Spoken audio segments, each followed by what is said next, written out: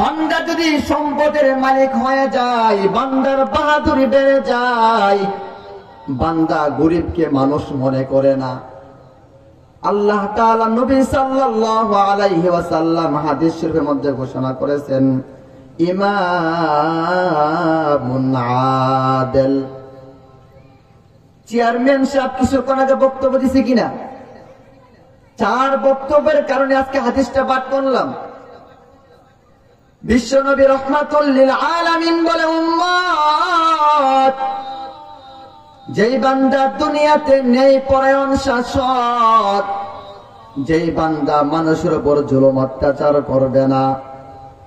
আপনি গ্রামের চেয়ারম্যান, আপনার কাছে 2 জন ব্যক্তি বিচার নিয়ে আসলো। একজন ব্যক্তির কোনো ক্ষমতা নাই, বাবা নাই, মা নাই, এতিম অসহায়। আরেকজন ব্যক্তির ক্ষমতা আছে, মা আছে, বাবা আছে, সম্পদ আছে। আপনার কাছে যখন বিচার নিয়ে আসলো, চেয়ারম্যান সাহেব যদি চিন্তা করে যেই বান্দার বাবা নাই, মা নাই, সম্পদ নাই, অসহায়, ওই বান্দার উপর যদি আমি বিচারটা চাপায়া দেই, আমাকে কথা বলার কেউ নাই, আমাকে জিজ্ঞাসা করার কেউ নাই, আমাকে প্রশ্ন করার কেউ নাই। আর যেই বান্দার বাবা আছে, মা আছে, অর্থ সম্পদ রয়েছে, ওই বান্দার উপর যদি আমি বিচারটা করে নেই, তাহলে বান্দা আমার প্রশ্নের সম্মুখীন হইতে হবে, আমাকে বিভিন্ন মানুষ বিভিন্ন কথা বলবে।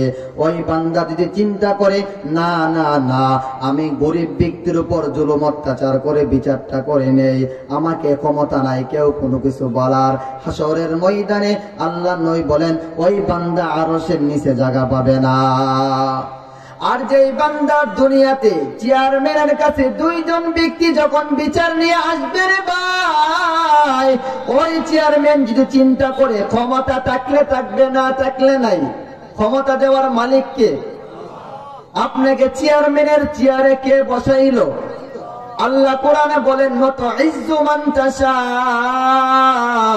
ওয়া তুযিল্লু মান তাশা বিয়াদিকাল খায়র ইন্নাকা আলা কুল্লি শাইইন কাদির।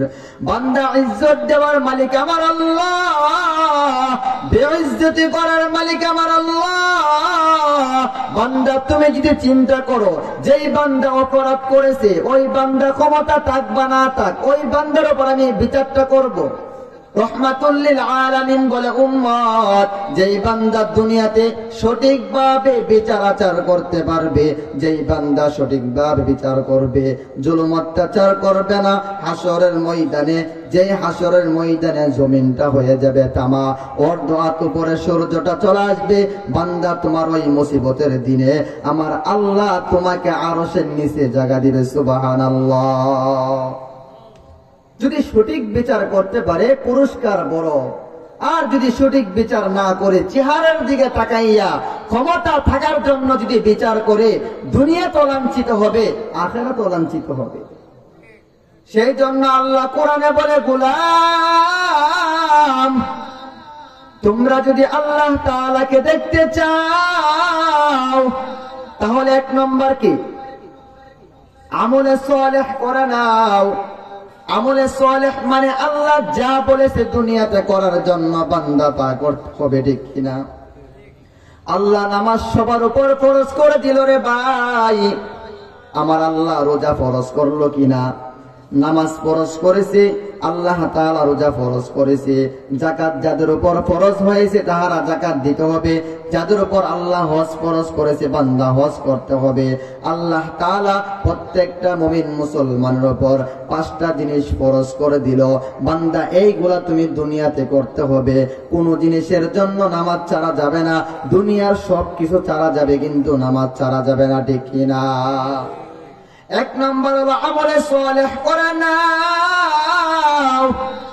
বান্দা যতদিন দুনিয়াতে বেঁচে থাকবা আল্লাহর নাফরমানি করিও না রে ভাই। আল্লাহর নাফরমানি না করে করে, আল্লাহর বন্দেগী করে করে জীবনটা কাটাইয়া দাও। আমার আল্লাহ দুনিয়া তো শান্তি দিবে, আখিরাতে শান্তি দিবে। আল্লাহ নবী বলেন 7 শ্রেণী ব্যক্তিকে আল্লাহ জান্নাতে আল্লাহর ছায়ার নিচে জায়গা দিবে। কই শ্রেণী ব্যক্তিকে?